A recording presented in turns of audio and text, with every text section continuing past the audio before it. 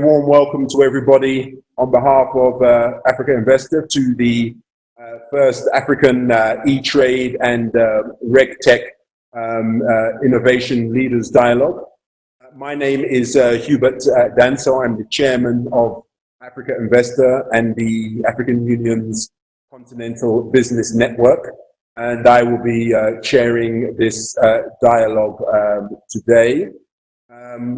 I'd first of all just like to thank each of you as leaders for making the time for this African E-Trade and RegTech Innovation Leaders Dialogue, and also for your tireless efforts to protect and grow our increasingly fragile global trading system, which is going through a number of challenges, and at the same time is under, as we know, severe attack from the COVID-19 pandemic.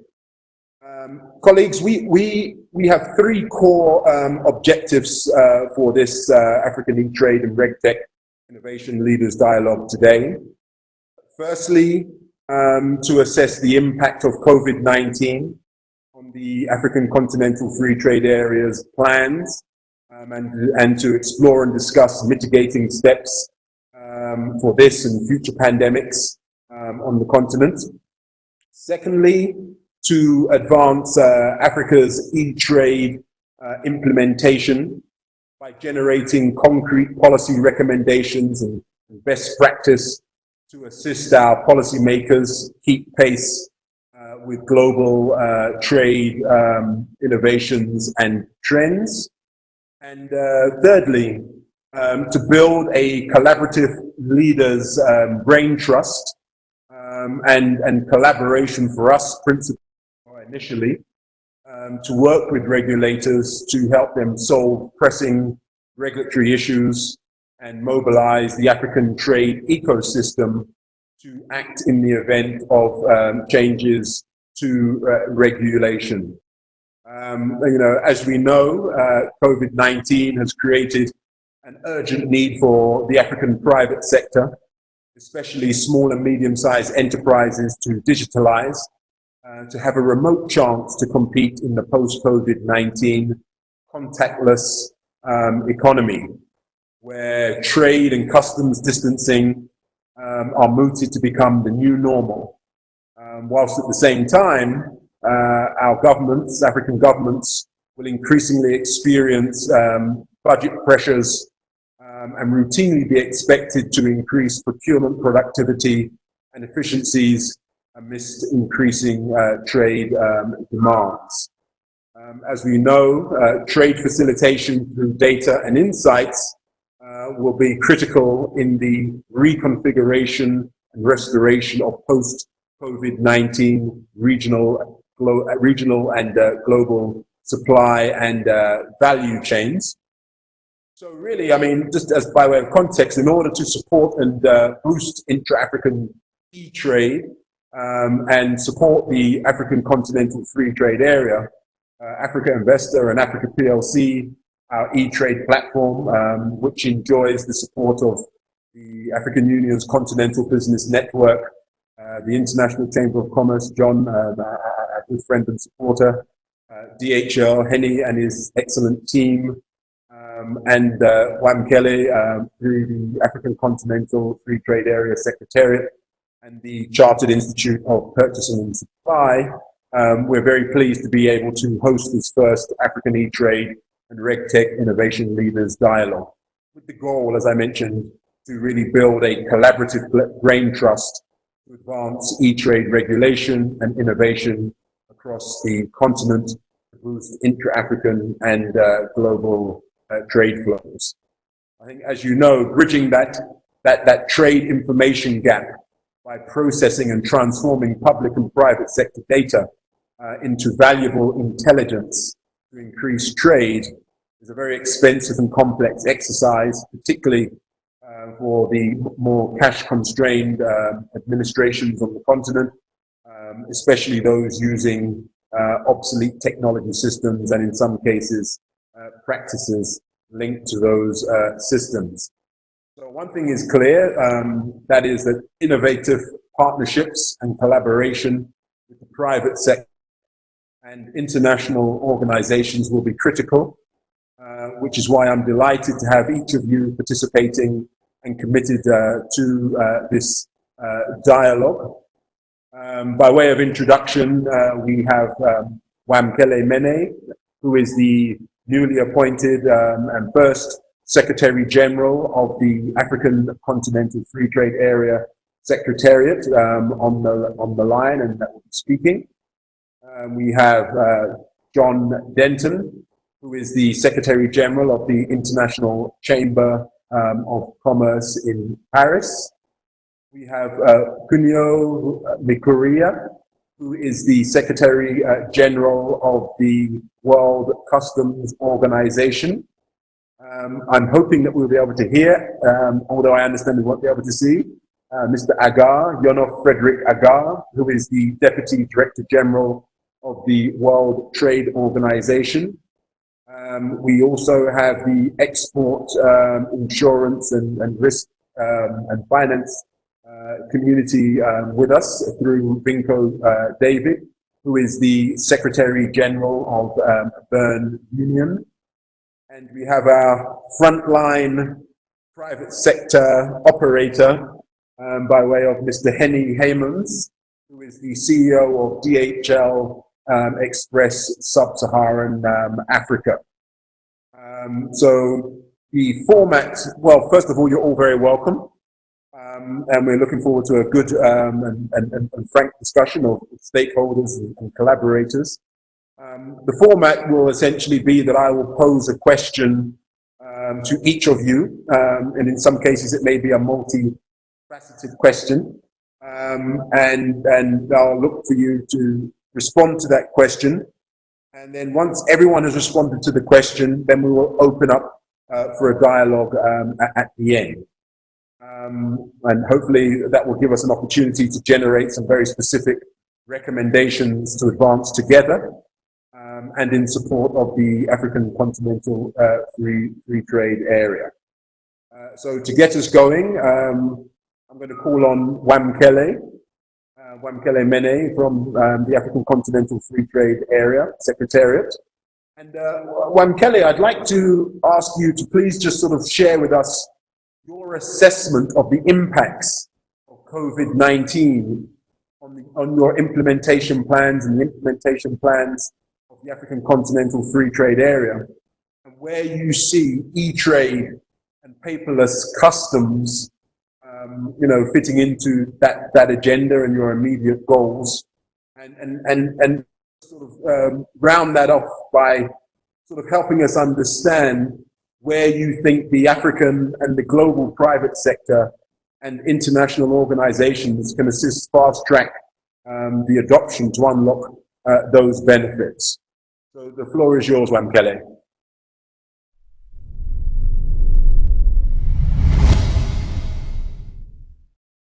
Very much, Hubert, for inviting us to participate in this webinar. I'm looking forward to the discussion and to hear the views of everybody in the panel. We, of course, have been very negatively affected by COVID-19.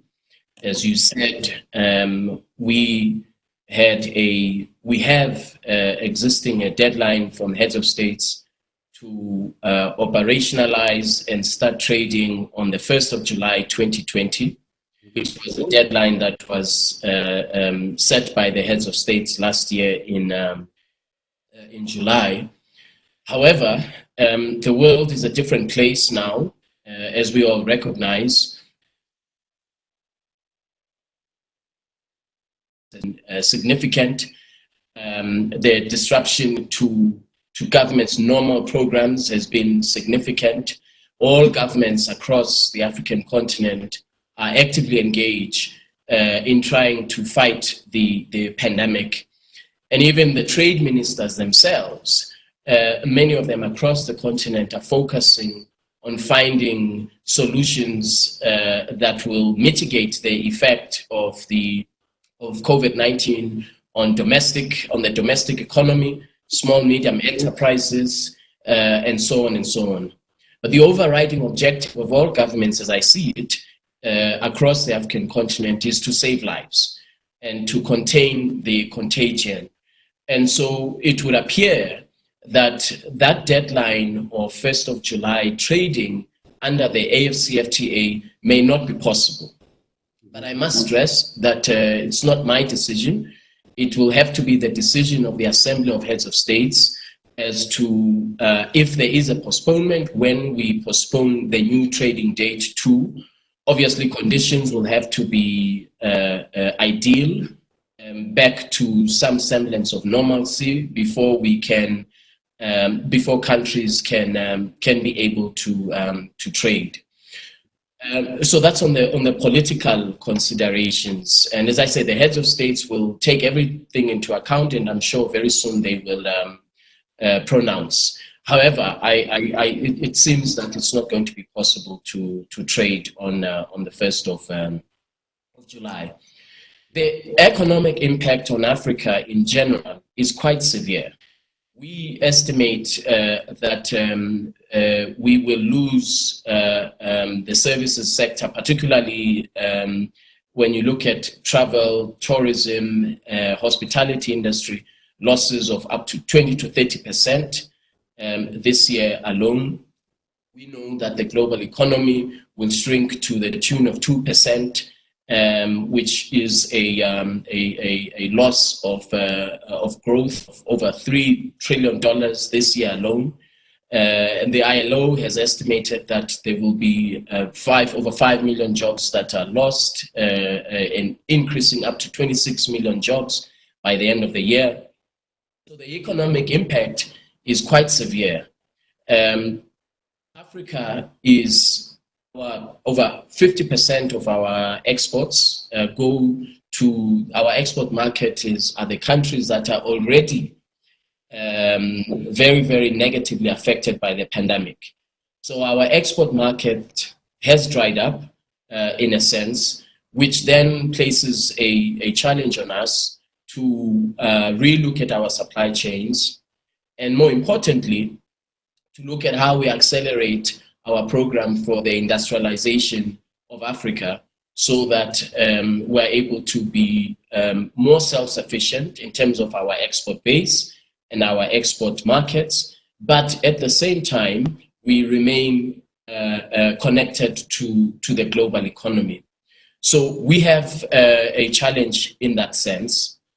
Now, the question that you posed on digitization of trade, the African Union and UNECA have been working very closely on thinking about what the next e-commerce disciplines or set of obligations we should think about, and disciplines and obligations that lay the basis for more efficient trade.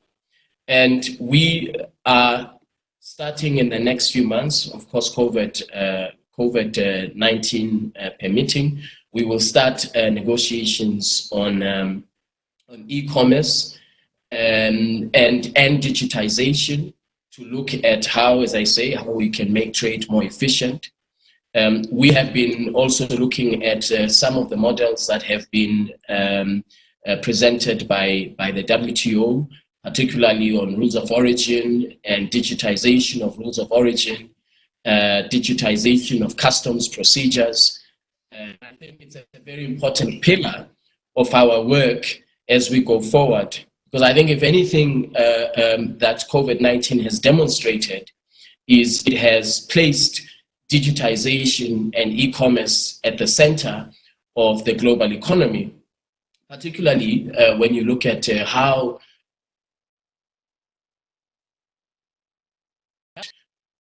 to mitigate the crisis by way of, we now know there are things like digital pharmacies, remote patient visitations, and all of these things are enabled by digitization. And so we think that there is scope in the area of trade, whether it's trade in goods, trade in services, there is significant scope for us as a secretariat to partner with international partners to develop innovations to develop new ways of facilitating trade in Africa. Because when you look at Africa's the connectivity of Africa to broadband internet, wireless services, it is growing year on year. Africa has the largest and the fastest growing penetration of mobile telephony in the world. And of course, wireless internet enabled platforms as a result of that. And so the point I make is that we see a great deal of scope to innovate and to work with the private sector in innovation and finding solutions, digital solutions that will make trade more efficient, and that will, of course, make our work much easier. So the objective of the Secretariat will be to work with as I say, with the private sector to find these solutions. We don't have all the answers. I think the private sector can help. The World Customs Organization certainly has been doing very innovative work in this area. And I look forward to working with everybody to develop these new methods. Thank you. Thank you very much, Wamkele. That's very reassuring to hear, and I think another thing that COVID-19 has told us and taught us is that we're all so very closely interconnected. So being able to draw on, strategic partners, be they public or private sector, is something that I think we're going to not only look at the opportunities to coordinate, but also to correlate where we can support each other's, recognizing this deeper degree of interdependence from an economic and trade standpoint. So, but I'm going to move to John now, because I know that he is probably on the edge of his seat after hearing those experts, and certainly understanding, where some work has already been done through the International Chamber of Commerce and the international private sector, who routinely bring together businesses from all around the world, including across Africa, to try to think through some of these issues. So, John, we're going to be really looking to, as we work together, borrow some of those innovations and ideas, but more specifically, we'd really just like to get your views on where you believe e-trade could or should be in Africa with the right collaborations in place, and with a particular focus as well on the whole e-customs agenda, and how that could support the African continental free trade area.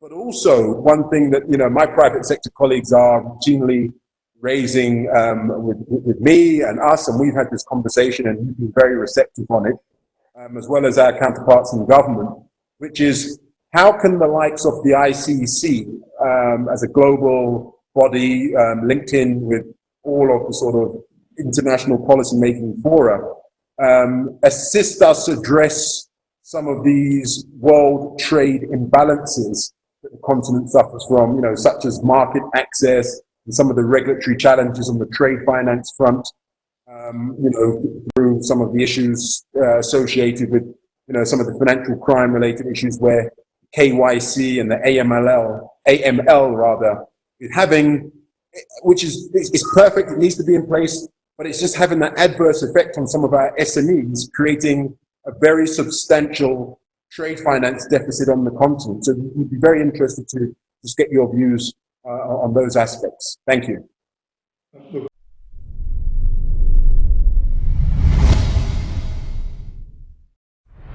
Thanks so much, Hubert, and it's great to be able to participate in a discussion with colleagues. Can I say, Wakmeli, I really do want to praise you for your openness to engagement with the private sector.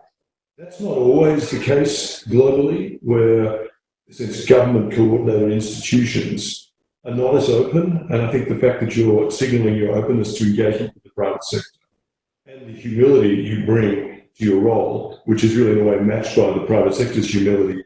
We don't know all the answers either, but we do know that collaborating together in an open way, in a high trust way, can often deliver better results. So I would also urge you, to the extent you can, and we would certainly urge the heads of government within the African Union, who boldly signed up almost to a counter-narrative in support of free trade with the African Continental Free Trade Agreement.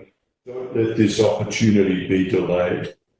And the sooner we can get the framework for a functioning market of such importance in Africa, I think the sooner we'll be able to support the redressing of some of the imbalances and particularly facilitating the greater trade and investment within the African continent, which is such an important continent. And I think we're all devastated by the challenges at a macroeconomic perspective that Africa is confronting, having gone from positive to looking at a few years now of negative, and we know the human consequences of that. So we are united, if I can, in supporting the functioning as soon as possible of the African Continental Free Trade Agreement.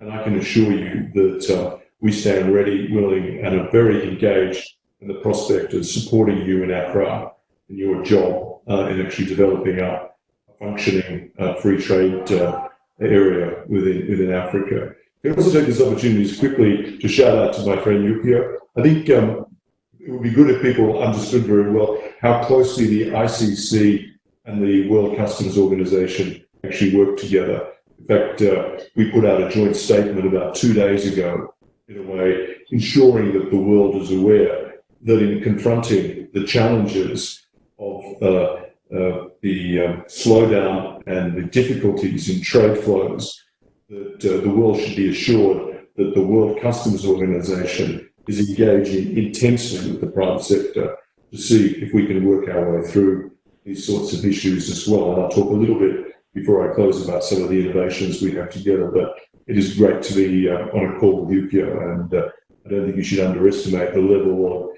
intensity that the WCO has brought to ensuring that it has an effective response globally to some of the challenges that COVID-19 throws up.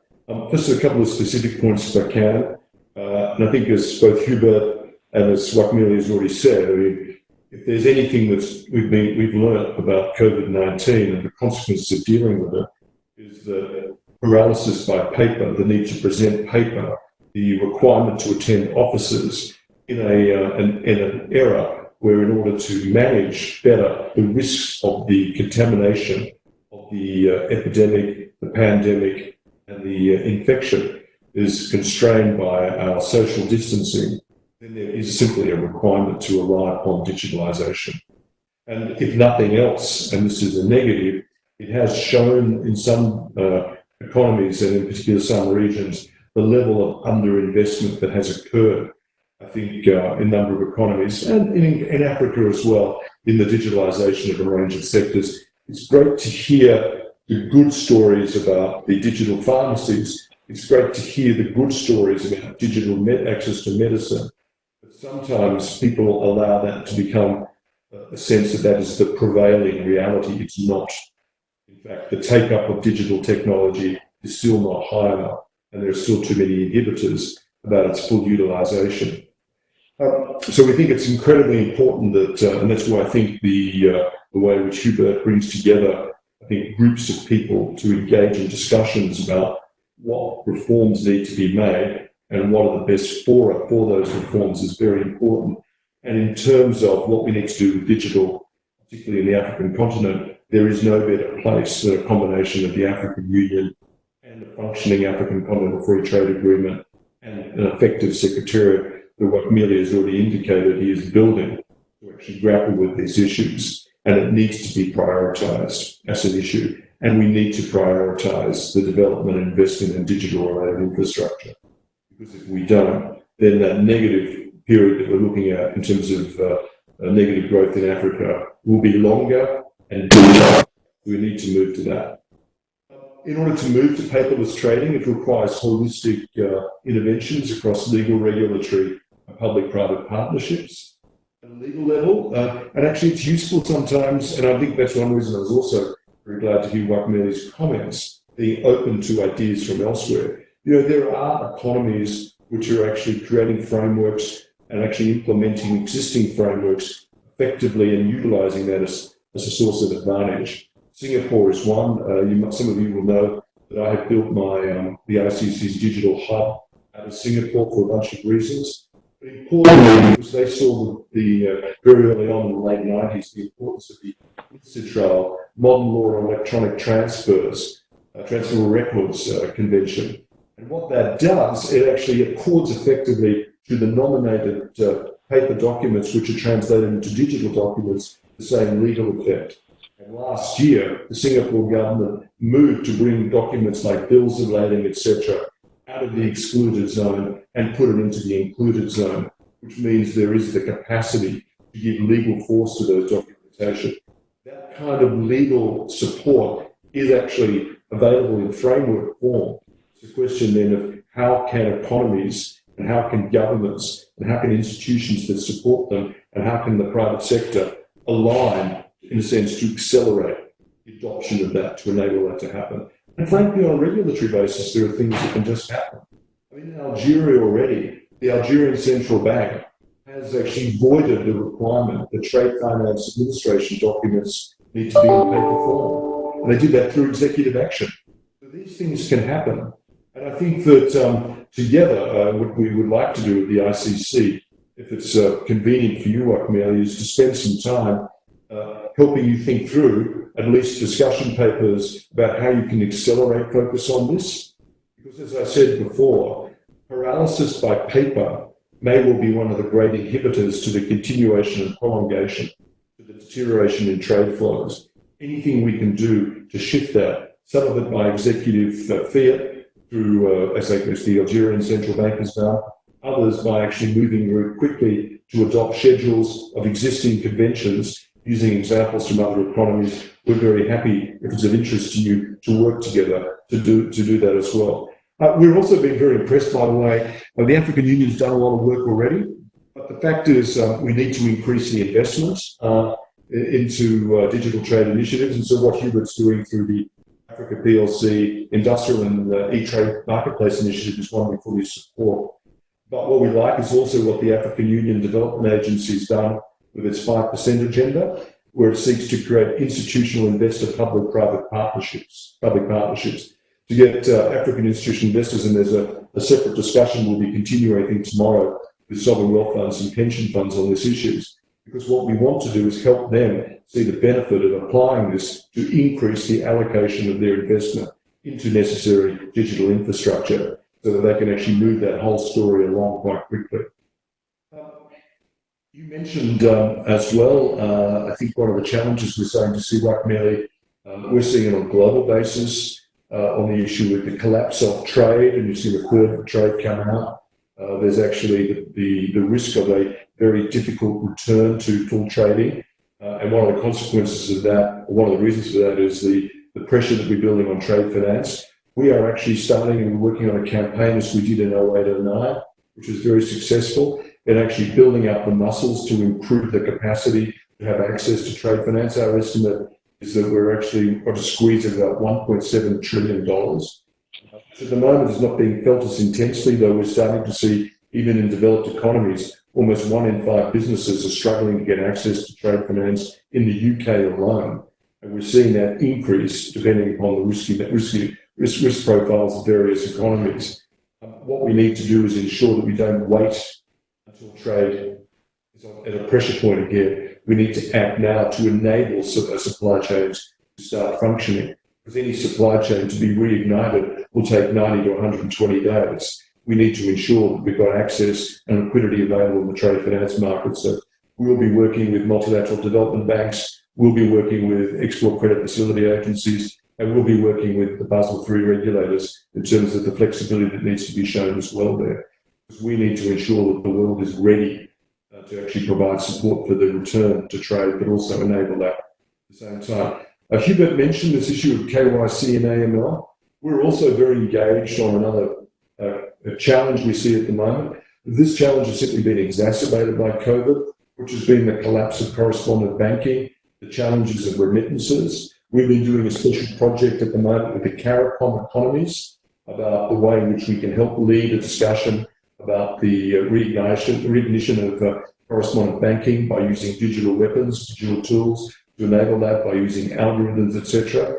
So we're working on that, and obviously it's something we're very conscious of in Africa as well. As it is an issue in Central Europe, it's an issue in the South Pacific, where the collapse of correspondent banking is also harming the real economy. But importantly, the cost of remittances, which many economies rely upon, are going up as a result of the collapse of correspondent banking, or the access to it is so much more expensive now. So we're working on those sorts of projects as well. So how do you get the right risk weighting around KYC and AML? And a lot of that we think is going to be algorithmic driven.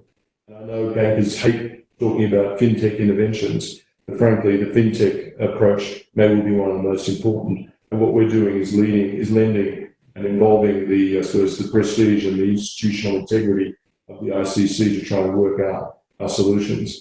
I mentioned briefly that obviously we have a keen interest on customs issues. We look at that for a number of reasons, but in particular, if you think about trade, it needs to flow through countries, and enabling customs operations to be as efficient as possible is a critical issue for us. We created the Global Alliance on Trade Facilitation, which brings together economies in challenged and developing markets with businesses and with development agencies to try and nut out how we can actually get full access of trade facilitation provisions in the WTO Trade Facilitation Agreement.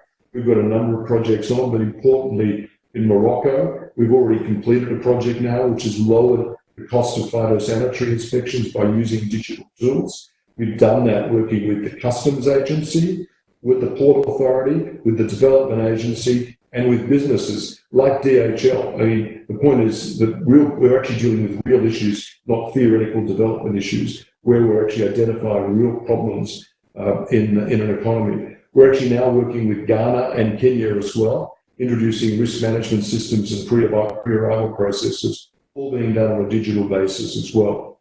So as I said before, at a high level, ensuring that the African policy system, policy frameworks are enabling of digital, seeing that there's an opportunity to utilize existing frameworks, possibly faster than people have realized, and actually borrowing models from other economies. We stand really willing and able to work with the Secretary in Accra to see if we can help on that. We also think that if we can help in terms of creating environments to enable greater investment into the development of digital infrastructure, we're really willing and able. We're extremely engaged on the issue of enabling trade finance. I should have mentioned that because of the role of the ICC, particularly in our banking sector, we've already flexed our rules to actually make it possible to enable access to trade finance without the utilization of people-to-people contact.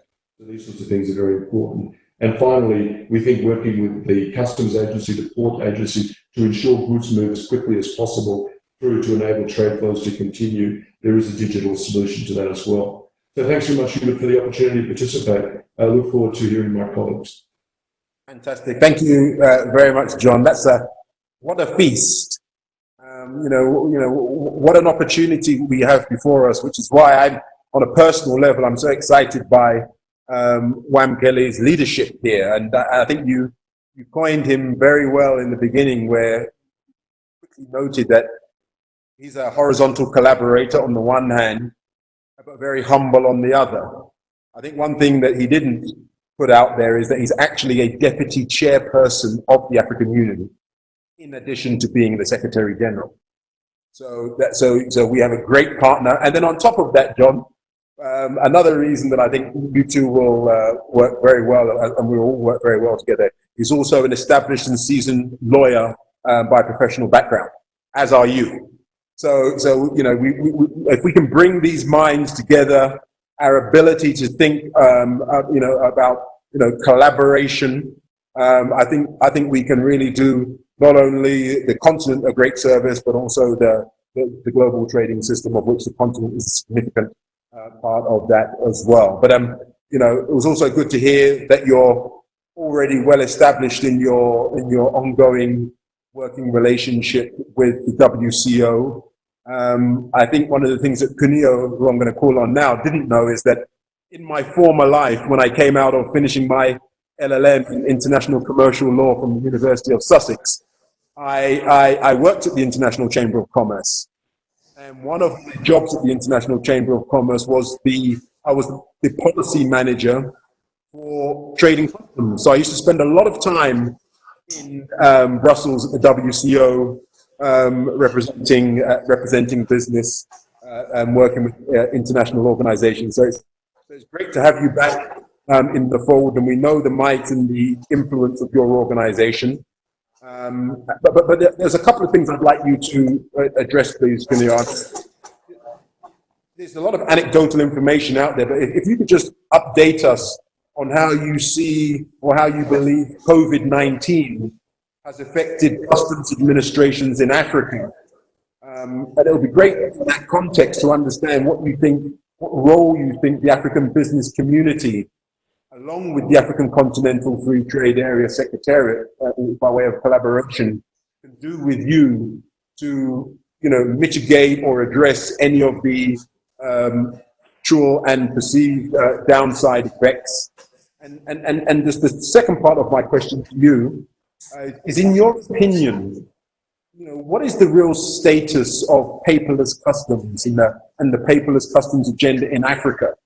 And again, please share with us what you believe can be done to accelerate a more widespread adoption of that paperless customs agenda in Africa. The floor is yours, Sam.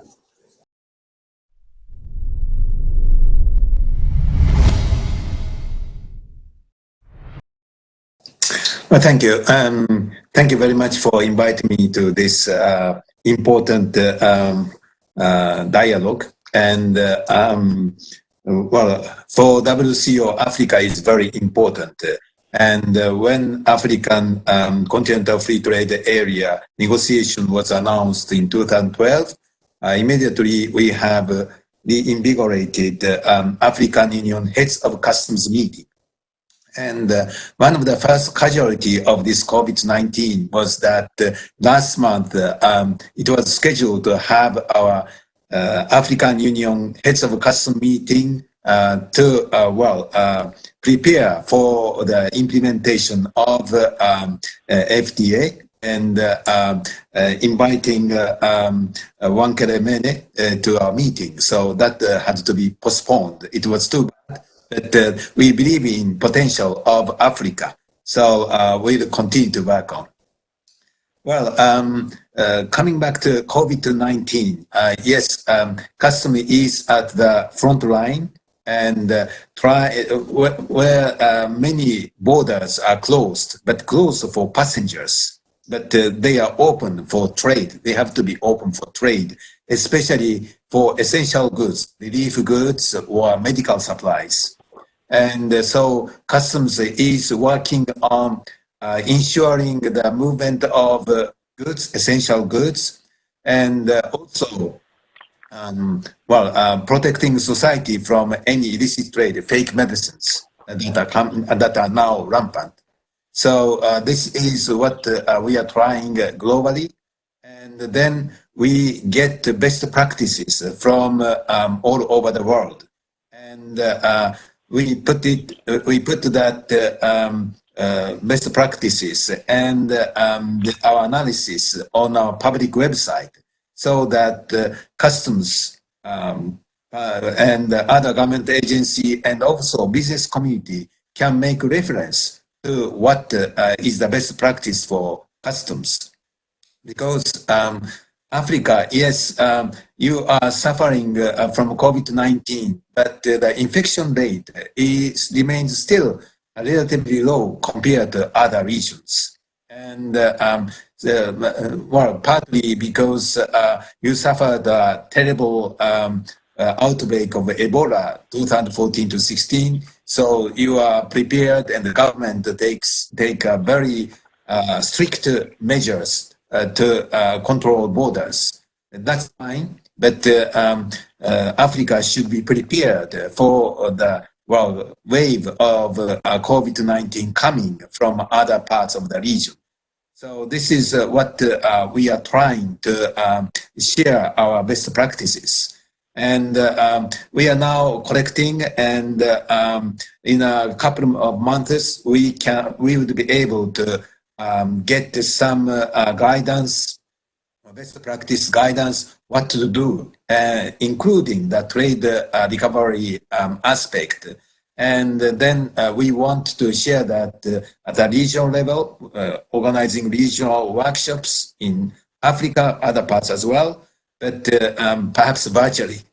We can't really move on right now. And but in doing so, the most urgent matter was that to identify what are the medical supplies and other essential goods, and with our HS code, because otherwise you can't trade. So we worked very closely with WHO to identify essential goods, and then we made published that on our website. And fortunately, it is widely used over all the world, and especially in Africa, as we have a special project of helping Africa in the implementation of a harmonized system.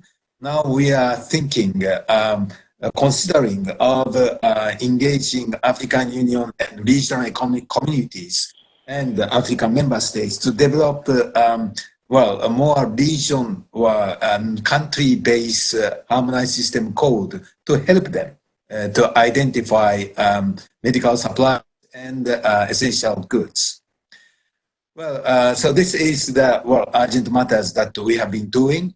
But at the same time, what is necessary is really collaboration. And it's not only customs at the borders. You have to involve others. So we issued a joint statement with the WTO to make sure that the customs and trade ministries talk with and ensure that their trade rules, customs regulations help to fight against the spread of COVID-19 in the area of trade.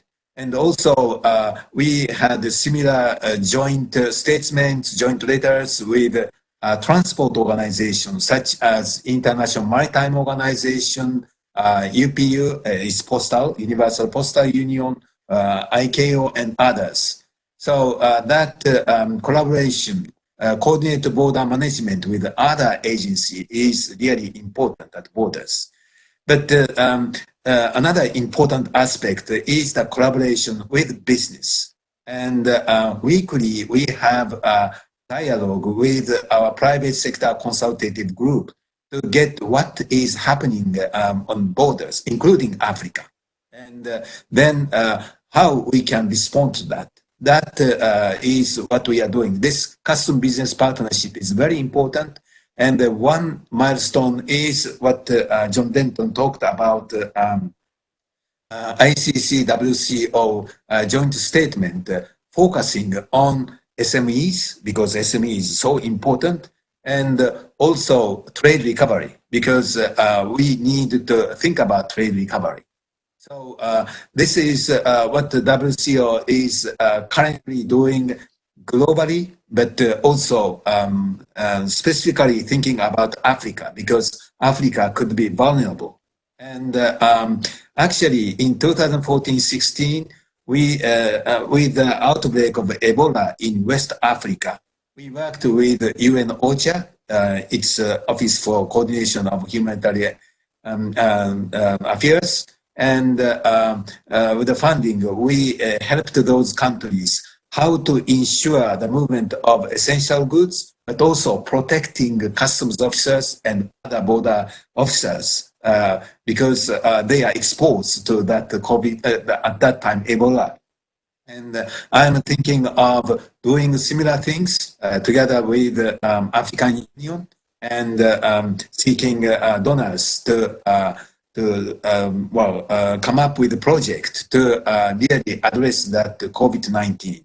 So this is what we are trying, and in our best practice, now I'm going to more on digitization aspect, and one of the best practices is, of course, social distancing, but also customs should distance from big traders You don't require really physical presence of traders and paperless, so that you can keep a distance. This is a very important best practice that we are promoting.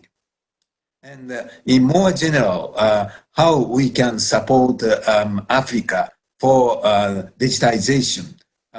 What we see is that, of course, we need a technological aspect, more investment in technology. And but what is important is institutional arrangement or institutional collaboration, so that business can have more connectivity with customs, business, including the banking system, so that we can go for really contactless trade, and also avoid cash payment, and rather it is just a transfer of cash through banking system, so that avoid any handling of cash on the spot. And so in that way, we would like to involve more business, but also other government agencies, because customs is processing not only customs declaration, but also other government agencies' licenses, authorization. Those should not be paper. Those should be also automation is necessary. So this is what we are pushing, and single window, in the end, this would be the single window.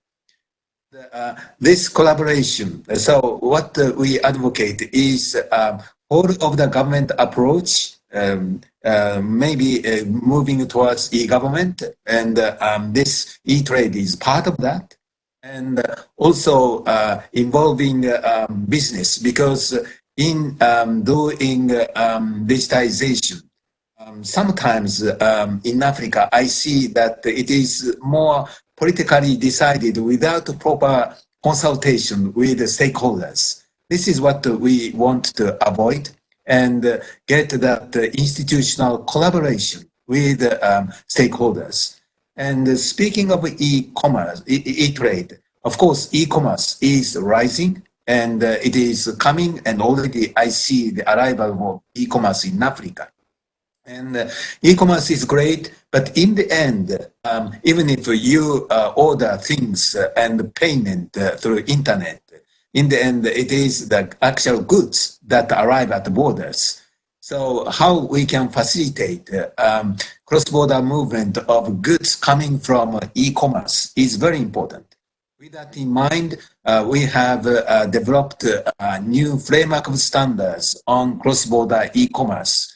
This is about how best we can facilitate that movement of e-commerce related goods while using our digitization, meaning that it is the data that we want to have access, so that we can analyze risks entailed with those goods, because always there is a commercial data attached to any movement of goods. And in that way, we don't have to actually inspect all goods, but rather facilitate the most part of legitimate trade. So in that sense, this e-trade or e-commerce is very important for us to partner with and provide the future for trade environment for Africa, which is not only intra-African trade, but also it is connected to the external community and global trade. So this is what we would like to work together. So thank you very much for this great opportunity for collaboration. Thank you. Thank you very much, Kunio. You've said a great deal, and I think we have a lot of opportunity to work together going forward and really unpack each of those elements and really see how we can drive the agenda. And wearing my African Union Continental Business Network chairman's hat, one of the things that we hear a great deal from our business leaders and the finance community, as well as the SMEs, is that, you know, the African Continental Free Trade Area is just a complete game changer in terms of, you know, creating opportunities for intra-African trade. But we are very focused on, you know, increasing our prominence and our competitiveness in terms of increasing our share of global trade as well. So to your point, you know, we need the global system so that we can also evacuate and transport and transact and trade globally as well. So we think that the foundation that Wamkele is leading, is an able team, and our leaders, both political and private sector, I think is going to make for a very strong and interesting progress for the African Continental Free Trade Area. You know, and as I mentioned, you know, we're really also looking at this from a global standpoint. So I'm going to now come to Mr. Agar, our good friend. You know, I'm hoping that you are audible. You know, but you know, Fred, I mean, we've had a number of discussions. I know for a fact, or you know, with Wamkele and a number of us that work closely together on the continent with our leaders, that, you know, the WTO is a strong supporter of the Continental Free Trade Area, insofar as it can be as a global body, you know, taking a region's perspective. But I'd just really like to get your views on the digital trade agenda, and what you think, you know, what the implications in your view have been towards, you know, fast-tracking that agenda in light of COVID-19. And importantly and interestingly, as we all, you know, try not to get too caught up in everything being COVID-19, I think we're also, particularly as we look at the major industrial infrastructure investments that are going to be required, we're now seeking to build the necessary level of resilience, because we know that these pandemics are likely to come, unfortunately, within every 6 years as a cycle. So what can we learn from each challenge, as Cunio mentioned, because of the tragedy of the Ebola outbreak in certain parts of Africa? It shielded us relative to the rest of the world in terms of fatalities for you know, COVID-19 related fatalities. So Frederick, over to you, and I'd be really interested to just get your vision and your views on that, and of course any areas that you think that we can, as the private sector and as international organizations, do more and achieve more.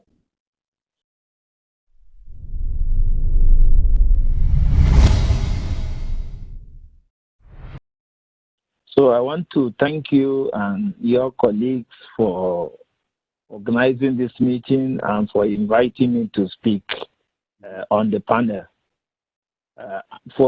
From the perspective of an African, and also as somebody in the WTO, I would want to believe that your panel is very important for two main reasons.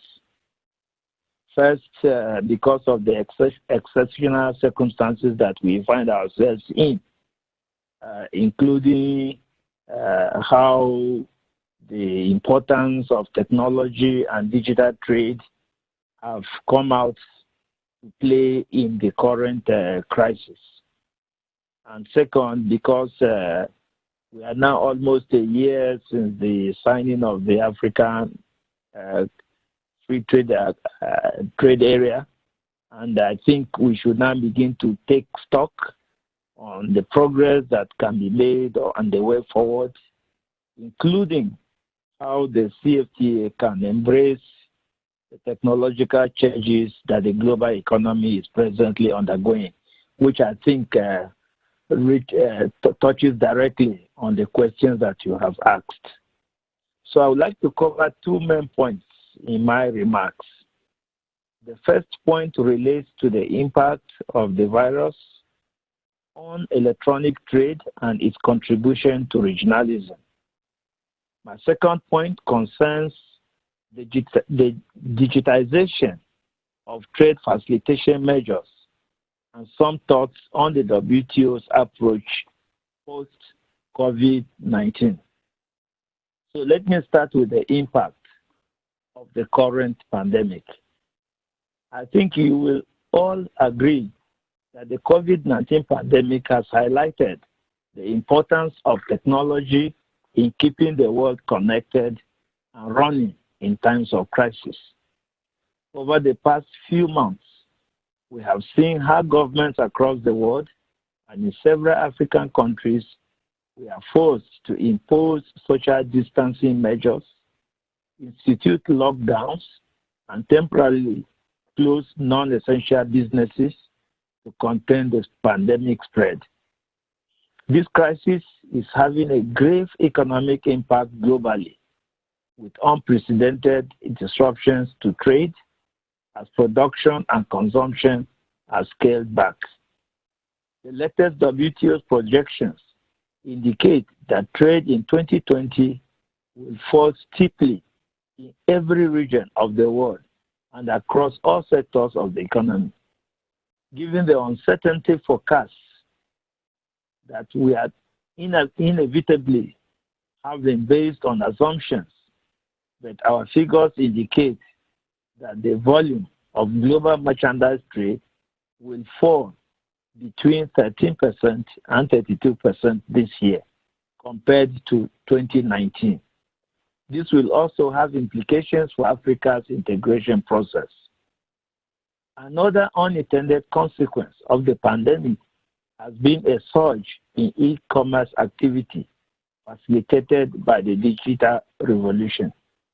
The stay-at-home measures implemented by governments to combat the virus have brought both consumers and businesses online.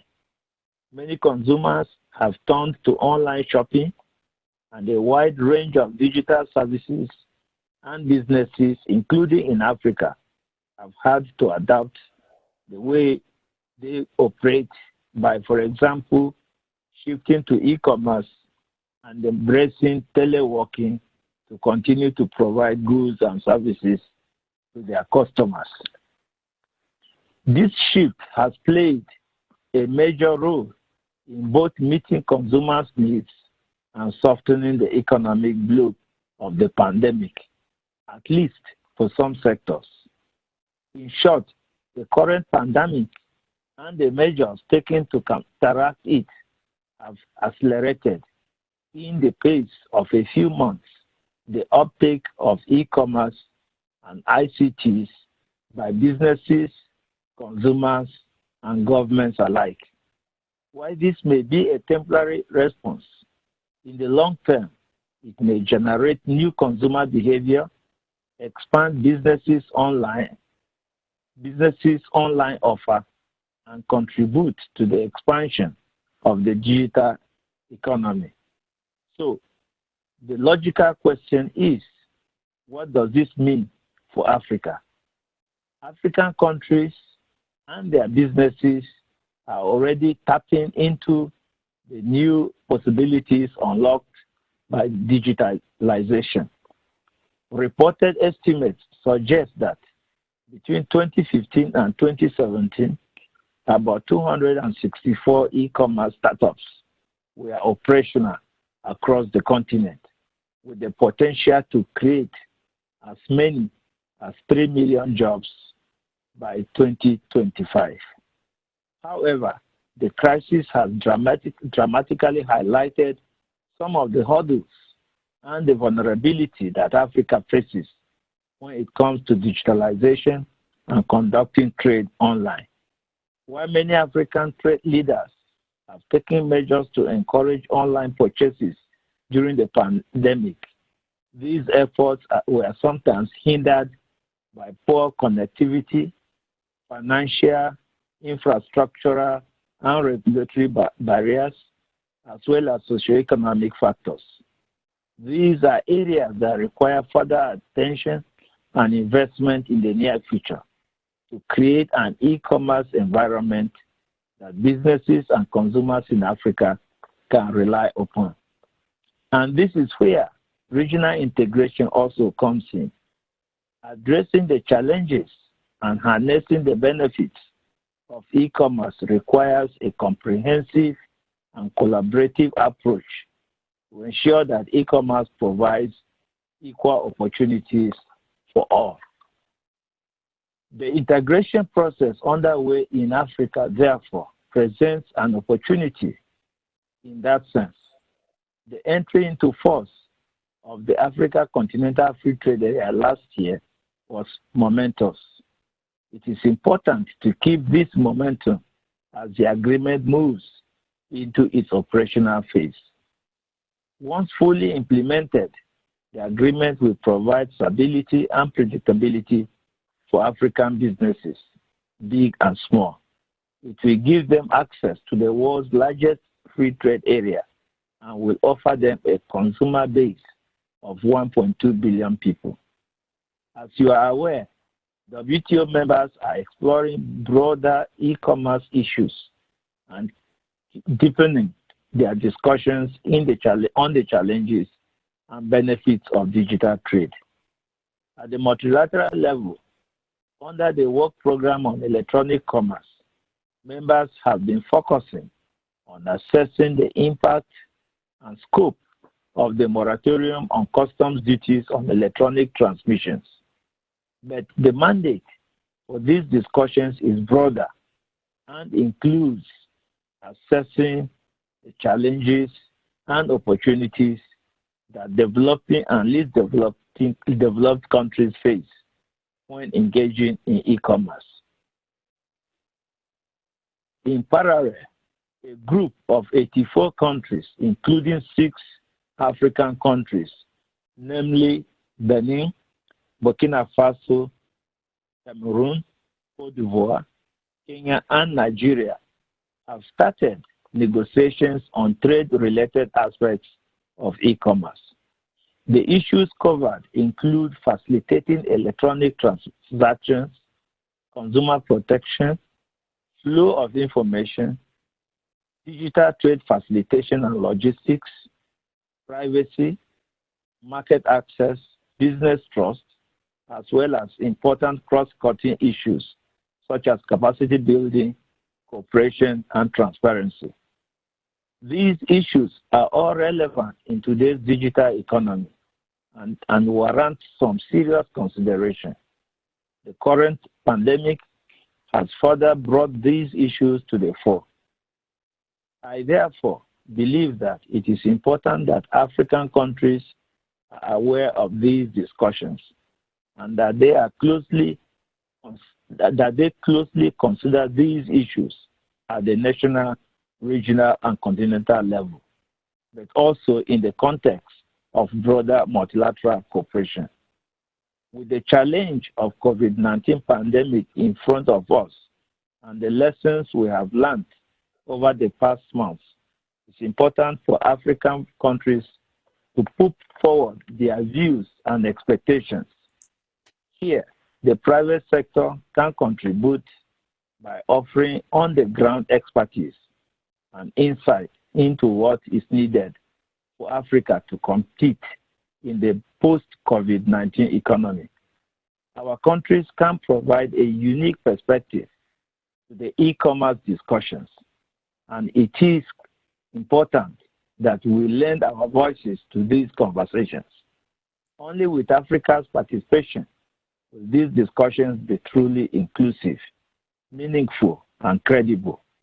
The WTO therefore welcomes ongoing efforts towards regional economic integration, not only regarding traditional trade, but also with regard to digital trade.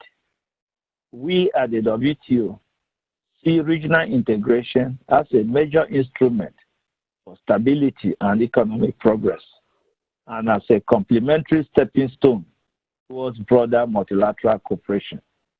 The work of the WTO complements these efforts by removing barriers to international trade. WTO rules facilitate and support regional integration.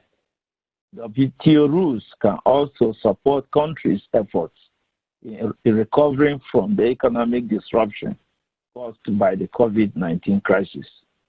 For example, transparency requirements in WTO agreements and the publication of up-to-date information is critical at this juncture, where countries are taking trade measures to secure essential goods. Since the beginning of the pandemic, the WTO has received more than 80 notifications from members regarding measures related to COVID-19 in the areas of market access, technical barriers to trade, sanitary and phytosanitary measures, and trade facilitation. WTO agreements provide that information related to trade measures, which now includes COVID-19 related measures, is made publicly available. The foundations are also in place so that such information may be published through the internet, and traders and governments, including countries across Africa, can reach out to mandated inquiry points to receive latest information, ensure access to information that is critical, and minimize the risk of delays, of rejection of goods at the border. So I will now make my second point briefly, which is on the digitization of trade facilitation measures. COVID-19 has acted as an accelerator for the digital economy, and the situation in Africa is not different. Trade facilitation through data and insights will be critical in the reconfiguration and restoration of post-COVID-19 regional and global value chains.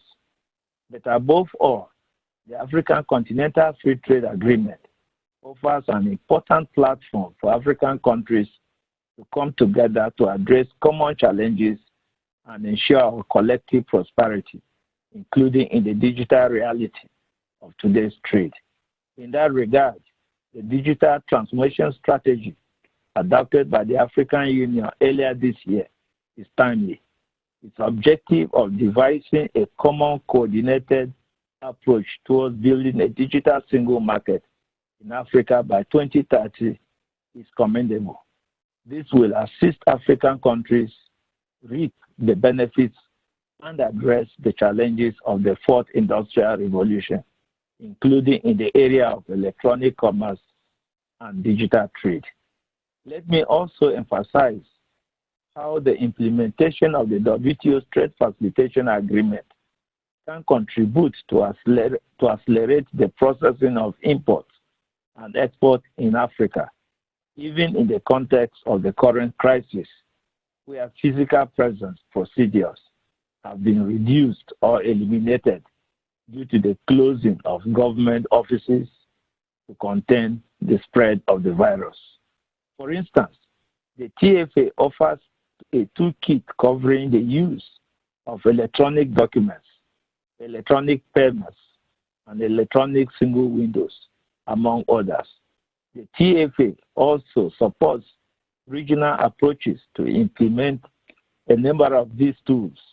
For example, the inquiry points that I had earlier mentioned.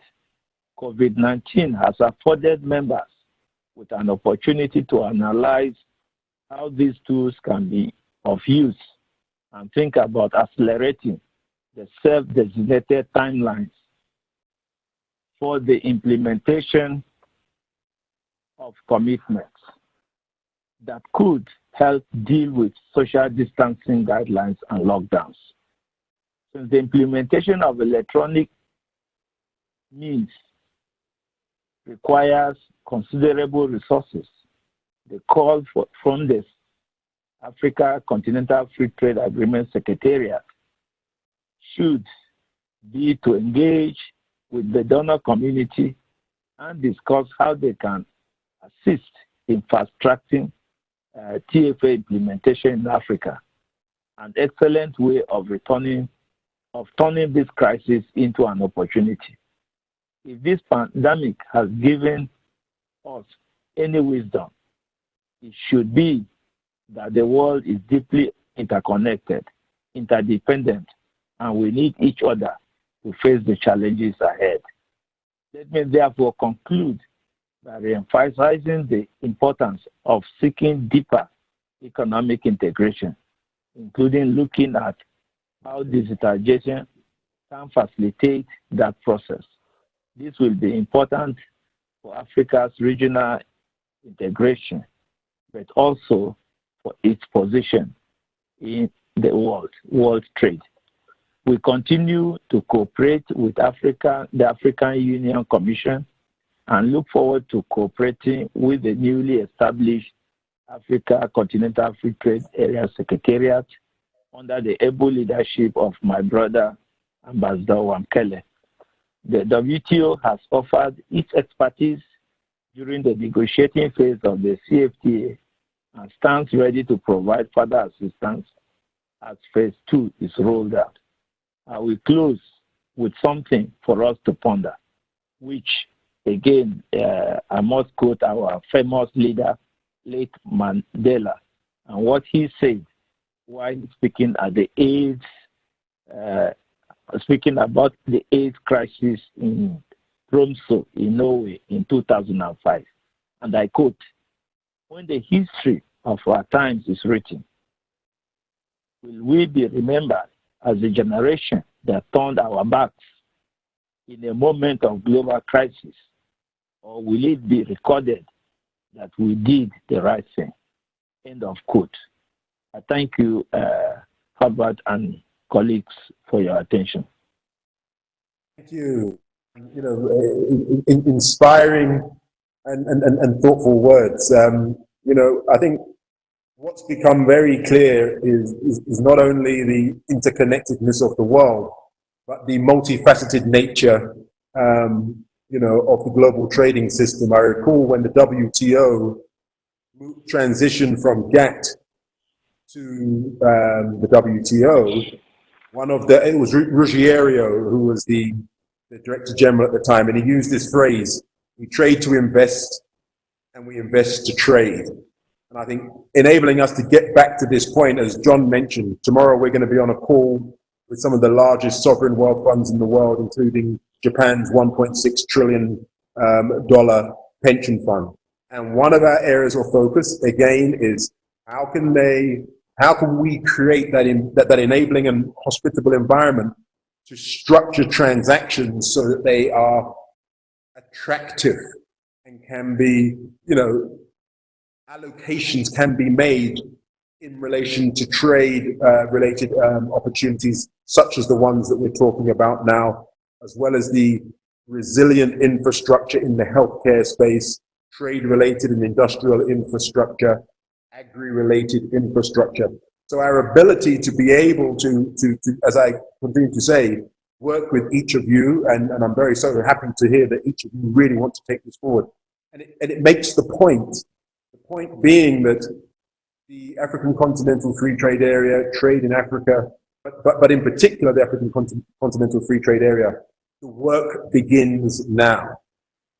Many of us have waited decades for this to happen, so we shouldn't, you know, rest on our laurels now. Wamkele is carrying a mighty Herculean task, challenge, and opportunity, and I think we really need to be able to work in support at critical junctures to be able to lighten that load. And I think another way of lightening that load is to be able to de-risk some of the politics and de-risk some of the risks that the exporters and the financiers are taking. So I'm very happy that Vinco, who represents that particular political risk and the credit insurance community, that last year alone did $2.5 trillion worth of cover for the trading system, is here with us to share his views. I think the last time we met, Vinco, we were having a coffee at the OR Tambo in Johannesburg, and I know that you're personally passionate about the opportunities in Africa, and I know that you have members across the continent. So my question to you really is, you know, what is Bern Union's view on digital trade and credit and political risk insurance more broadly in Africa? And I think, as many of the people that have spoken so far have mentioned, we can't talk about any single trade-related subject in isolation. Whether it's a regulatory issue, whether it's an ecosystem-related issue. So I'd really just like to get your views on what you see as the bottlenecks as well for financing and the insurance of cross-border trade in the continent, and how that can be resolved at the perhaps African Continental Free Trade Area level, as well as with the African business community, the African private sector. Over to you, Vinko.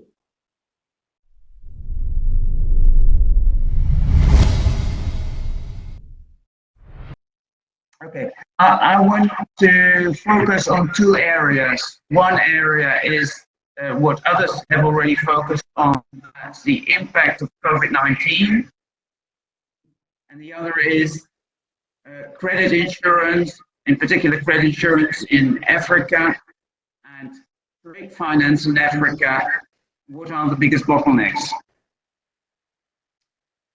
First, the response of the credit insurance market to the COVID. Better now. As you've said, 13% of all cross-border trade in the world is covered by credit insurance. And that is an amount of $2.5 trillion. And this cover is provided by official export credit agencies, that's national agencies, by multilaterals, and by private sector insurers. Private sector insurers comprise about half of the market. The other half is mainly ECAs and a little bit multilateral.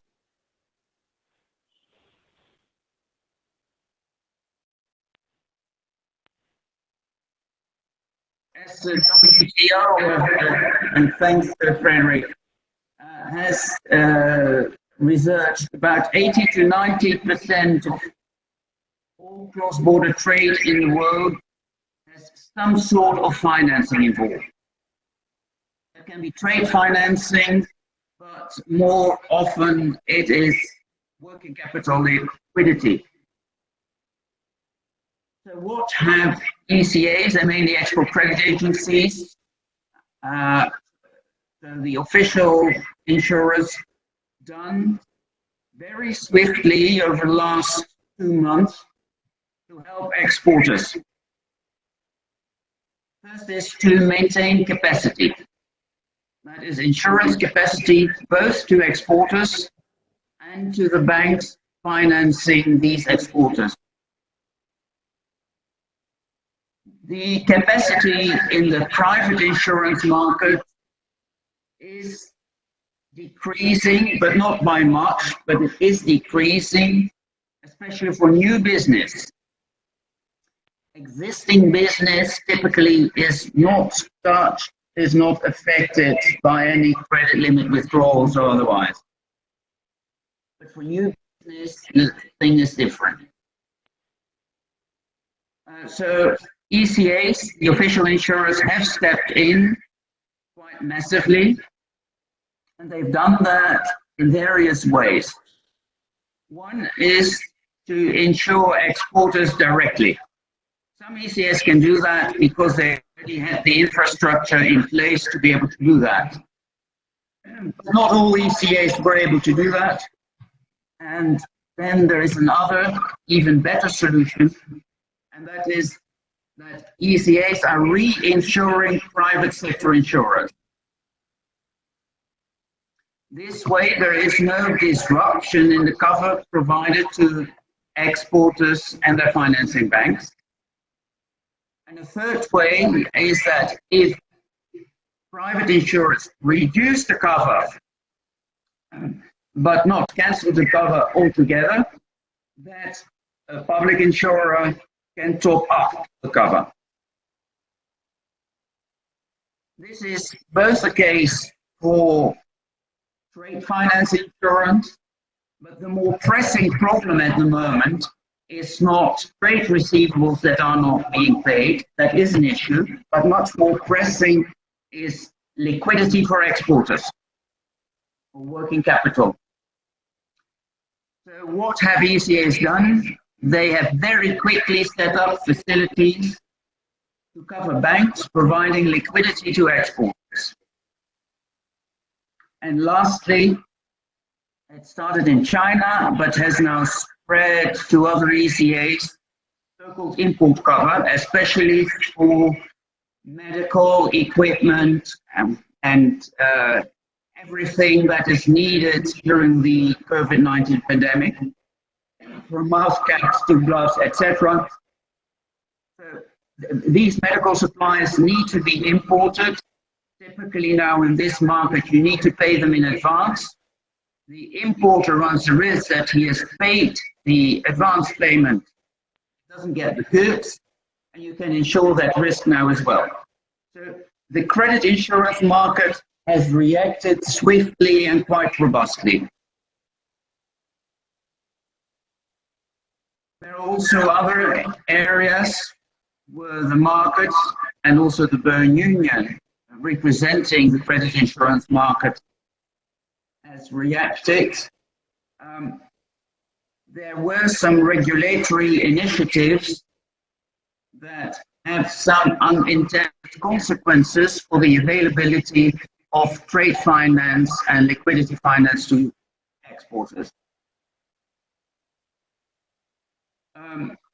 This is with good intentions, stricter regulation to banks, require them to provision for default. Now, under the current definition, especially in the European Union, default is already a restructuring. So if an exporter allows his importer to restructure the debt, that's already considered a restructuring. That's fine for exporters and importers, but if a bank is financing that, then the bank will have to provision more than if the financing is current. So the Bern Union, together with some other trade associations representing the banking sector, have written a letter to the European Commission and other European authorities to address this. This is not confined or limited to Europe, because European banks finance a lot of business also outside Europe. So this is now being picked up by the European Commission. So also other ways where we work together, we align our measures with WTO, again, Frederick, and also with ICC, in particular the ICC Banking Commission, where we discuss how to combat the negative impact of the pandemic on the availability of trade finance and liquidity to exporters. That's for the industry response to COVID-19. Now, going back to an issue which was already a problem in Africa for a long time. It's very good that there are initiatives to digitize, to cut administrative burden, etc. That's all very much needed, but for credit insurers, for banks, for factor companies, that's not the biggest issue. They are already highly digitalized.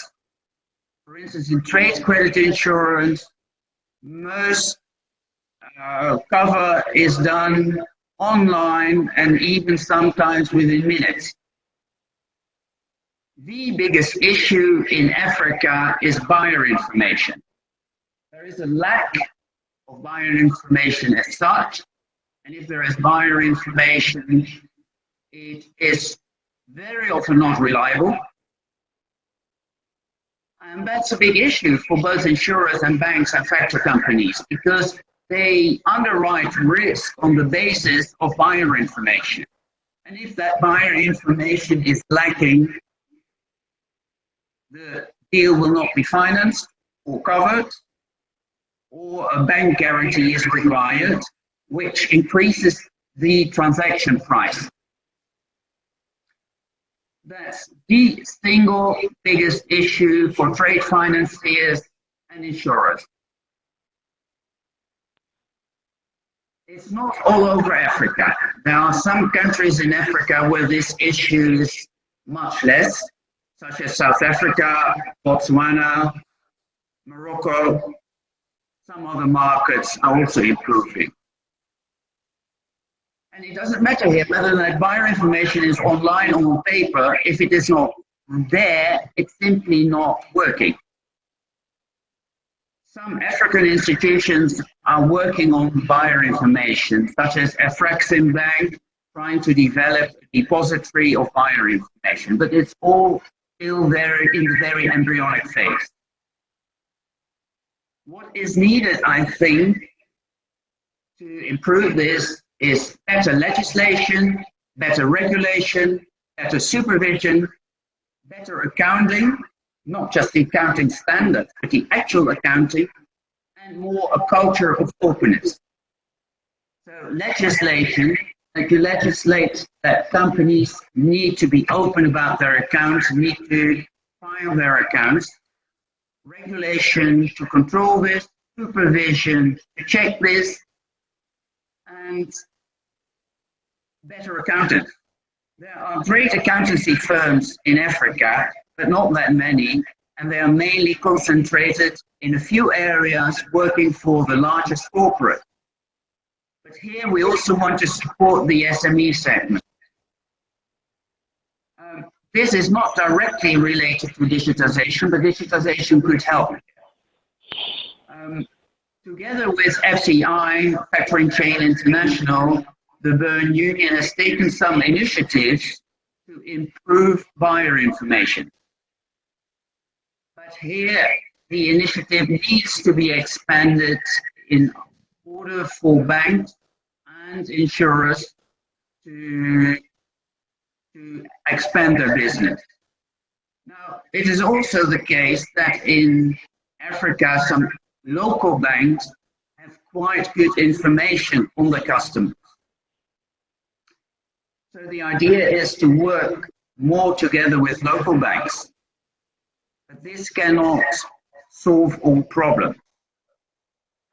There's also an issue of imports into Africa that are limited due to this lack of buyer information. So I would ask everyone to also think about how buyer information in Africa can be made available more widely. And that is actually my message. Thank you for giving me this platform with peer Secretary Generals and DDG. This for trade in Africa, for our members, insurers, this is currently the biggest issue. Thanks. Thank you, Vinko. There's some very valuable insights, and we will certainly be looking to work with you and the African Continental Free Trade Area Secretariat and other colleagues to see if maybe we can pick one or two of those initiatives that you think are worthy of being expanded, because there is a dearth of coordination, if you like. So there's lots of different ideas being put out there, but perhaps not as much coordination and follow-up. And I think you've mentioned a couple there, particularly on the buyer information. We see that as a critical one, because that's data that enables the finance to flow and the SMEs to grow and all of the ecosystem to come along with it. I'm going to move to Henny now from DHL. And Henny, if you could just touch on a few issues. First of all, it would be great as I mentioned in the intro, as the frontline private sector operator. Sometimes we talk a little bit macro, I know, but you have the real nuts and bolts feel on the ground, and those are the really valuable insights that we benefited from as we developed the Africa PLC platform, as well as some of the Continental Business Network's responses to some of our heads of state that are looking for supply chain related counsel to immediately tackle COVID-19 issues. So it'd be great if you could just please share with us, first of all, your views on the logistics challenges and dynamics that you've experienced around the whole COVID-19 scenario on the and then also if you could give us some of your recommendations on how to perhaps fast track achieving this paperless customs agenda in Africa, because you deal with every single customs administration in one form or another in Africa. And finally, if you could just also give us, everyone has their views on COVID-19 has shown us how we've underinvested in infrastructure, how we get a lot of our inputs globally, and now we have to reconstitute and reconfigure our supply chains. What does that mean in English? Can you paint a picture for us about, from your standpoint, what we think we should be building, where and how we should be investing in that, and what ultimate benefit you think that would have for the African Continental Free Trade Area? Thank you.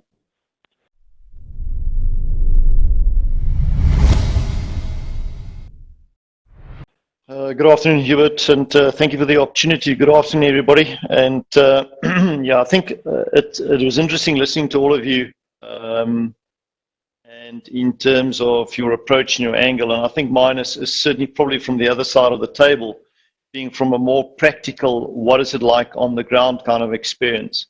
And perhaps just to put it in perspective for everybody, we deal in every single one of the 51 countries in sub-Saharan Africa. So I think we've got a fair bit of experience as to what happens. I think if COVID has helped the world to understand the importance and the role of logistics better, that is certainly one thing that has been achieved through COVID, and the complexities of it. So you would, and I'm very cognizant of the time, so I'll try and be brief. But so the first one is, so how have we found the challenge of COVID on the supply chain? And if you'll forgive me, I'm going to give you just a real brief context to that you understand some of the complexities. In Africa, roughly only 20% of the cities are connected by one commercial flight per week. I'll say that again. In Africa, only 20% of the cities are covered by one commercial flight per week. So that should immediately give you a bit of a sense of the lack of connectivity, interconnectivity we have in Africa. So what we've seen as a result of COVID, and I'll bring the experience down to maybe Southern Africa a little bit, and a little bit as to what's happened in West Africa. So when we experienced lockdown in Southern Africa, two things happened. We saw an immediate cancellation of commercial flights, bearing in mind that we have got massive reliance from a logistics perspective on commercial flights. Suddenly we lost that ability to bring freight into Southern Africa. And I use the term Southern Africa very specifically because in their consideration of lockdown, I'm not convinced that the South African government considered the impact on Southern Africa. And it's important because a lot of the trade emanates from South Africa into places like Swaziland, Lesotho, Botswana, Namibia, Zimbabwe, and so on and so forth. And by restricting that into South Africa, it had an immediate knock-on effect into the rest of Africa. And forgive me if I delve into a little bit of detail, but I hope it'll bring to the fore some of the practicality of what's happened. At the time of the lockdown and the identification of essential goods only, we as DHL immediately on that evening saw a cancellation into double digits of chartered flights for freight. And why did we see that? Because at the initial announcement, government said only medical essential goods can travel. And what they forgot was the interconnectedness between general cargo and medical cargo. And medical cargo in itself is not enough to warrant cargo flights to come into South Africa. And as a result, we just saw a massive cancellation just from a DHL perspective on cargo flights. That meant that we stopped the supply chain into South Africa for a period of 3 days. Now, the knock-on effect of that was, as this happened all over the world, those charters got reallocated to elsewhere in the world. So 24 hours and 36 hours and 48 hours later, when you went back to companies and said, I'm ready to charter a 747 now, they said, it's been reallocated. It's been allocated to transatlantic, because at that time, Asia Pacific and China in specific came back online. And if ever you wondered what gets produced in China, now's a good time to go and look at it. Because every single airframe that you have available in the world is being deployed on that route. So those are some of the practical things, Hubert, that happened. Something else that then happened is they started imposing decontamination protocols for inbound flights. That's something that wasn't available in this country.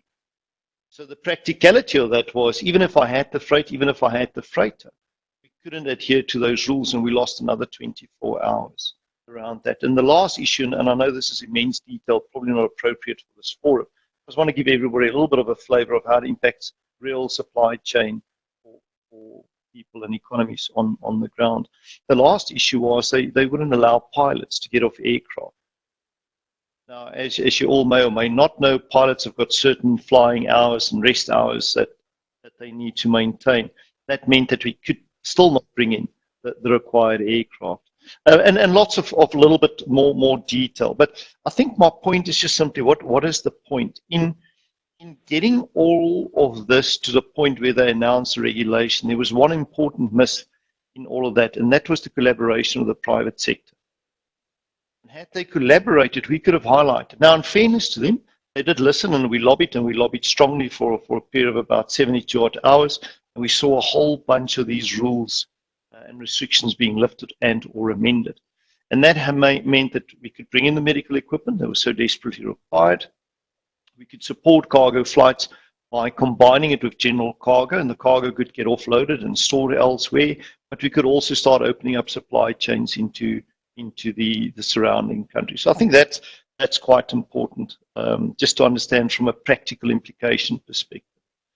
So for us, to emerge from this stronger, we absolutely need the inclusive collaboration, and therefore I'm quite excited by this forum and what this means. And the important part is, why a company like DHL, I think the choosing of the partners are quite important. And when you have companies, and there are other companies, it's not just purely DHL, it brings along 228 other country experiences with it to the table. It makes for a fairly rich conversation. If I then just really quickly move on to the next one around digitalization and paperless trade on the customs arena, it was incredibly interesting. One of the previous speakers spoke about the need to kind of get rid of paperwork. And I'll give you one little example. I like facts and figures if anybody is wondering. At one point, at the height of trade, for us per week, we needed to file anything between 500 and 800 kilograms of paperwork because of all the paperwork requirements. So roughly call it a ton a week. It doesn't bode well for us. It doesn't bode well for the facilitation of trade and the seamless trade. Out of the 51 countries in SSA, only 8 are using risk-based profiling, which is based on the data and image documents as at the end of 2018 for customs clearance. And the remainder wants to physically see the shipment. Now, that in turn means that 41% of custom regimes in Africa still insist on 100% of inspection. Now, post-COVID, that is not sustainable. That is definitely not sustainable. So, those are some of the facts. We've got 39 countries in Africa that uses AfCFTA. The other countries have got their own versions, but with no BCP. So there's no business continuity planning when that goes off. One of the previous speakers spoke about the lack of investment. But now, if you go to some of these border posts, and I've visited many of those across the breadth and the length of Africa, some of them do not have electricity at the border post. So even if they are computerized, they cannot use it. So this is an incredible opportunity for us to fast track this paperless trade. I think if anything that we've learned, just look at what we're doing here today. Pre-COVID, this would have been a meeting somewhere, probably in Europe, probably London, might have been up in Ghana, it might have been in Johannesburg. So what COVID is actually forced us to do is to quickly adopt technology. And I think we should take that frame of mind, that mindset, straight into what this could mean for Africa and the Africa Free Trade Agreement and the acceleration of e-trade. Sorry, there was quite an echo coming through. Why the e-trade? So yes, e-trade will actually facilitate and speed up trade in Africa and the supply chain solution that comes through. And why is that important? It's important because if you look at the cost of transportation in Africa, logistic adds anything from 40 to 55% to the cost of goods. Part of that is because of the time frame it takes for the product to its final destination. In Europe, that ratio is 3 to 7%. So that's the first immediate benefit for us. The second benefit is if you look at Africa, there's a little bit of low-hanging fruit. If you look at our ease of doing business in Africa, we're pretty low down the chain there. If we look at it, Africa is at the bottom end of it. Kenya is 61st place, South Africa is 82nd, Nigeria is 146. So the ease of doing business will immediately improve with digitalization and the adoption of e-trade. But the other thing is it closes down opportunities for fraudulent transactions. Now, we all know about the corruptness index in Africa and the fact that Africa are unfortunately making up all of those main spots. By taking away that opportunity, it will further improve Africa's standing in the global economy, and it'll help us improve our position from a macroeconomic and a trading perspective all around the world. So that's a little bit around the customs, and again, I'm very cognizant of time and where we are. I think the third point that you asked me to look at, Hubert, was what does it look post-COVID? I think they're two very, very important elements. I've already mentioned the lack of intra-connectivity in Africa. It will be even less post-COVID because you're seeing all of the big airlines, Ethiopian Airlines, to mention one, South African Airways. It is unlikely that they will exist in their current format.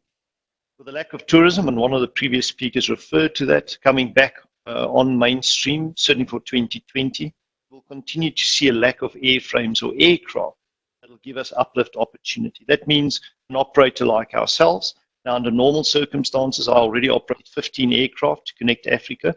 This means I would have to charter more aircraft, or alternatively, we will be in a weaker position to regularly serve all of the countries. Huge implications for trade. So what does that mean? It means that we have to continue to rapidly, at a macro-continental level in infrastructure, we have to be able to get through to countries by road or by rail. Hugely important. The second part of that is this digitalization. If we look at our intra-Africa trade, Hubert, we're sitting at around, well, depending which report you read, between 16 and 18%. The Americas is in the 54, 57% range. Europe is in the 70, mid-70s range. So enormous opportunity here, but we need to be able to connect to one another. And last but not least, this is just, and I understand that I'm taking this to a very practical, detailed level. I just want to give you a final example of some real low-hanging fruit. If we can just get within the different trading blocks, so be it ECOWAS, be it SADC, be it the East Africa Trading Community, if we can get a meeting of the minds, just as a real simple example, to say border posts that are functional should be open 24/7, 365. We will already see an immediate and significant improvement in trade in those blocks. And later on, those can be expanded to become Pan-Africa. So I'll stop there. Again, I'm cognizant of the time. Those are some of my thoughts from a practical perspective. I'm excited about the opportunity where policymakers and private sector can come together, because what COVID has certainly showed us, it has absolutely showed us in a practical way the issues and the discrepancies between reality and perhaps where policymakers sit. And if we can breach that gap through forums like this, it's an amazing and very exciting opportunity. Thank you very much.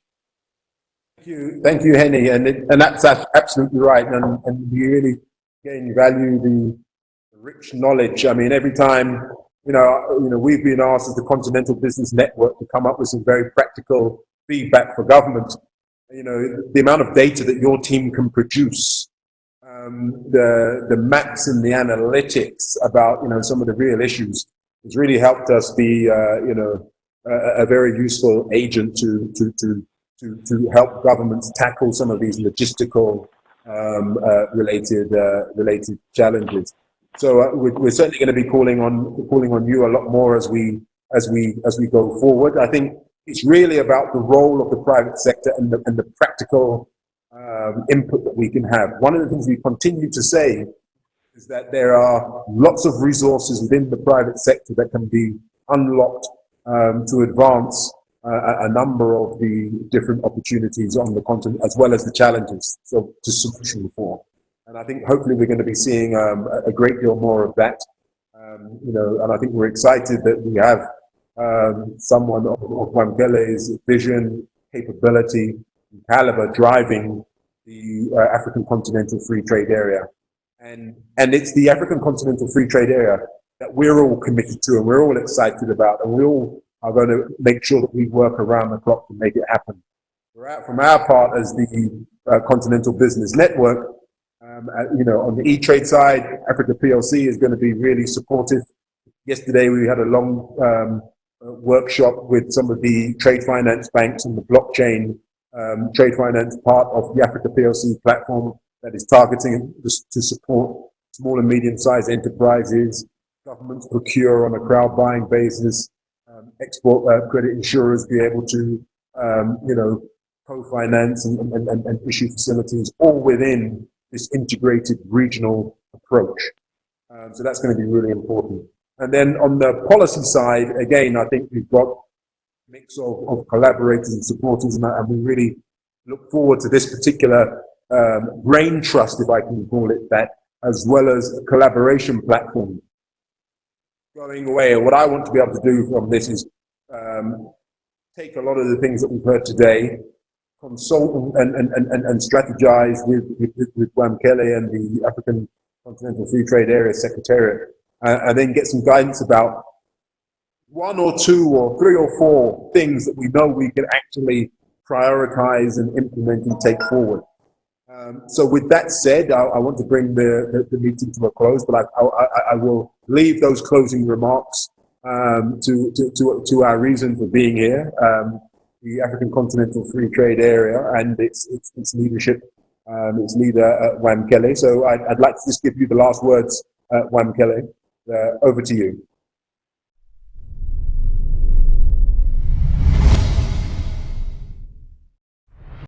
Thank you very much, Hubert.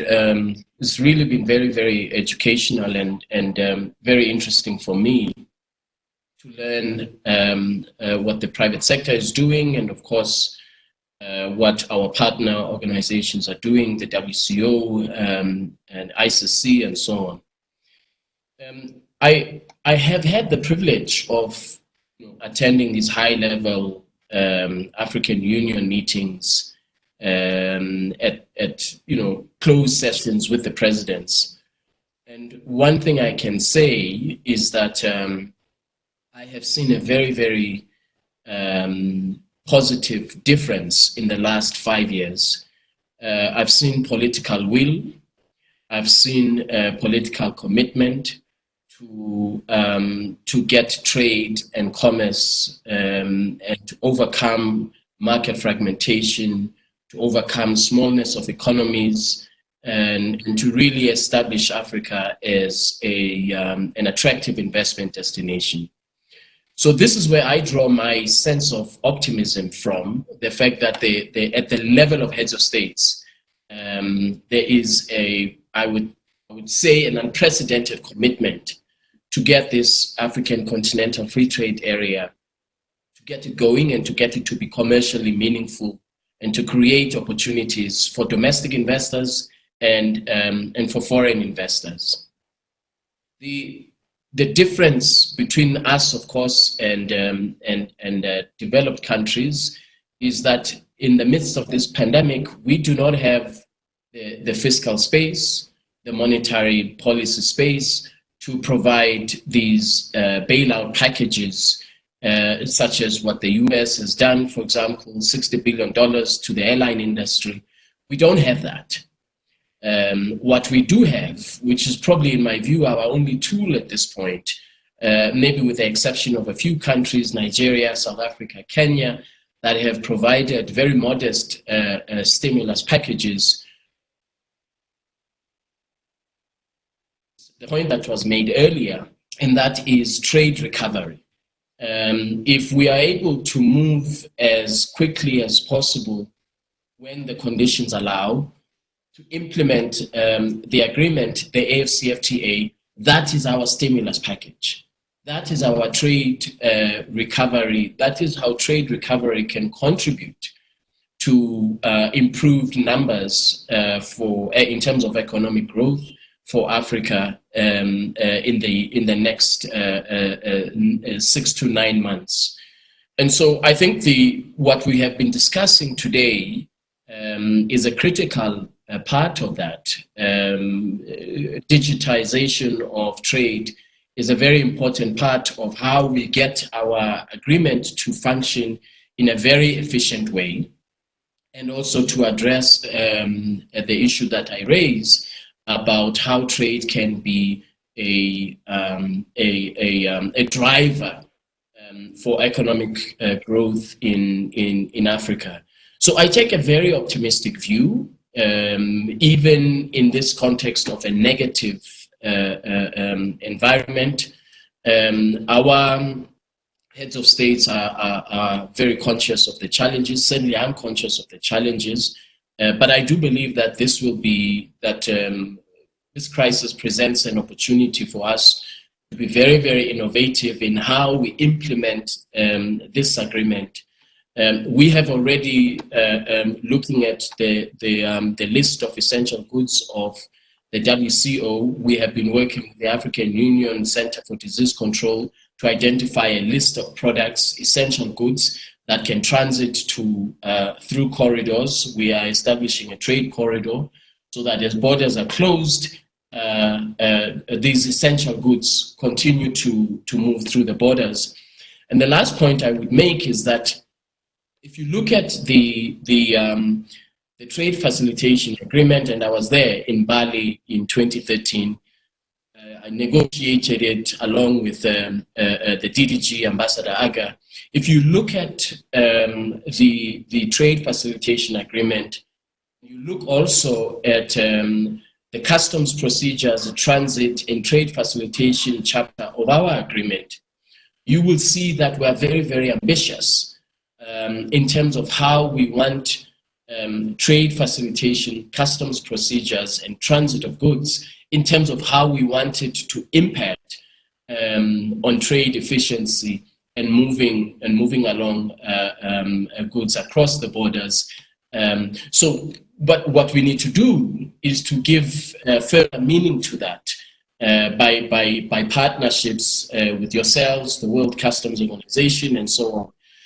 So I'm very much looking forward to working with you to establish the enabling environment for digitization of trade, and I hope in future we can meet in person. So thank you again very much for inviting me. Thank you, Wemkeli. I don't think there's anything else to add. I would just like to thank each and every one of you for your time and your contribution and your commitment. I take it that if I heard everyone correctly, we are agreed that we are going to continue to form a brain trust, the base of a brain trust, and that we can find different ways to collaborate and share information and reconvene on an as-needed basis to be able to advance and tackle some of these particular issues. So with that said, I'd like to allow you to go back to your families, hopefully at this time.